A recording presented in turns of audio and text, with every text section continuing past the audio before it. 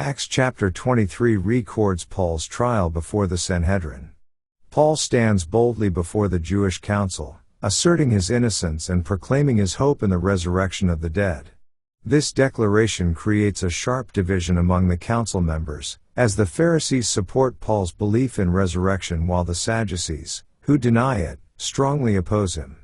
Paul skillfully uses this theological disagreement to protect himself and create a measure of safety amidst his accusers. During the night, the Lord encourages Paul, assuring him that he will bear witness in Rome just as he is in Jerusalem. This divine reassurance strengthens Paul's resolve and confirms God's plan for him despite the present danger. The chapter emphasizes God's ongoing guidance and protection in the midst of human hostility, demonstrating that Paul's mission is divinely ordained and safeguarded. The chapter also describes a plot by more than 40 Jewish men to kill Paul. The conspirators vow not to eat or drink until they have succeeded in murdering him, highlighting the extreme hostility he faces.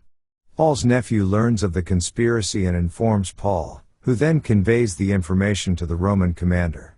This leads to a careful plan to protect Paul from the assassins, showing the interplay of divine providence and human action in preserving his life. Finally, Roman authorities take decisive action by sending Paul under heavy guard to Governor Felix in Caesarea. The chapter illustrates the escalating danger surrounding Paul, the seriousness of the plots against him, and God's protection over his servant. Acts 23 highlights both Paul's courage and wisdom in navigating opposition, as well as God's sovereign hand in advancing his mission through trials. Let's now read Acts chapter 23. And Paul, earnestly beholding the council, said, Men and brethren, I have lived in all good conscience before God until this day. And the high priest Ananias commanded them that stood by him to smite him on the mouth. Then said Paul unto him, God shall smite thee, thou whited wall. For sittest thou to judge me after the law, and commandest me to be smitten contrary to the law? And they that stood by said, Revilest thou God's high priest? Then said Paul, I wist not, brethren, that he was the high priest, for it is written, Thou shalt not speak evil of the ruler of thy people. But when Paul perceived that the one part were Sadducees, and the other Pharisees, he cried out in the council, Men and brethren, I am a Pharisee, the son of a Pharisee, of the hope and resurrection of the dead I am called in question. And when he had so said, there arose a dissension between the Pharisees and the Sadducees, and the multitude was divided.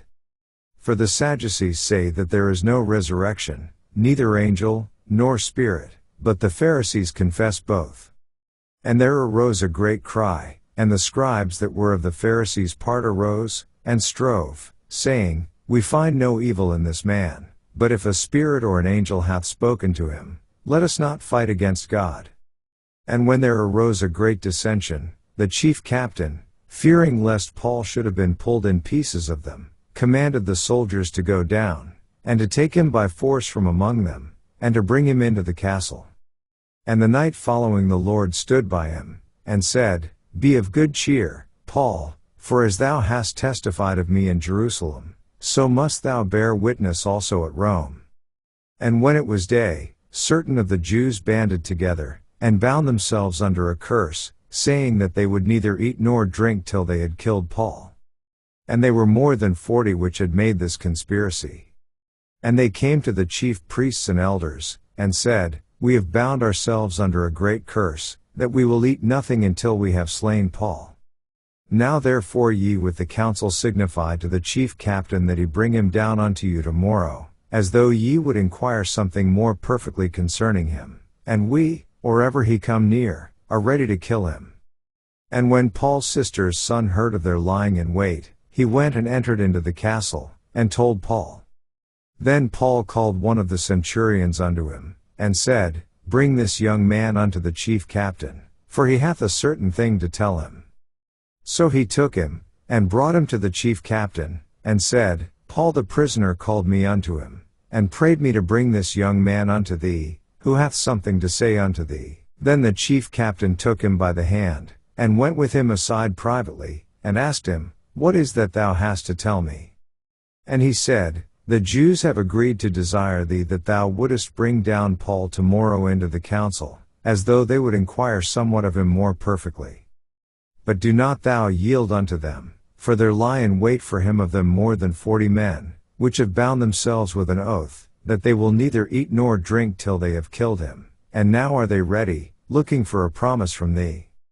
So the chief captain then let the young man depart, and charged him, See thou tell no man that thou hast showed these things to me. And he called unto him 2 centurions, saying, Make ready 200 soldiers to go to Caesarea, and horsemen 70, and spearmen 200, at the 3rd hour of the night. And provide them beasts, that they may set Paul on, and bring him safe unto Felix the governor. And he wrote a letter after this manner. Claudius Lysias unto the most excellent governor Felix sendeth greeting. This man was taken of the Jews, and should have been killed of them. Then came I with an army, and rescued him, having understood that he was a Roman. And when I would have known the cause wherefore they accused him, I brought him forth into their council, whom I perceived to be accused of questions of their law, but to have nothing laid to his charge worthy of death or of bonds. And when it was told me how that the Jews laid wait for the man, I sent straightway to thee, and gave commandment to his accusers also to say before thee what they had against him. Farewell. Then the soldiers, as it was commanded them, took Paul, and brought him by night to Antipatris. On the morrow they left the horsemen to go with him, and returned to the castle. Who, when they came to Caesarea, and delivered the epistle to the governor, presented Paul also before him. And when the governor had read the letter, he asked of what province he was.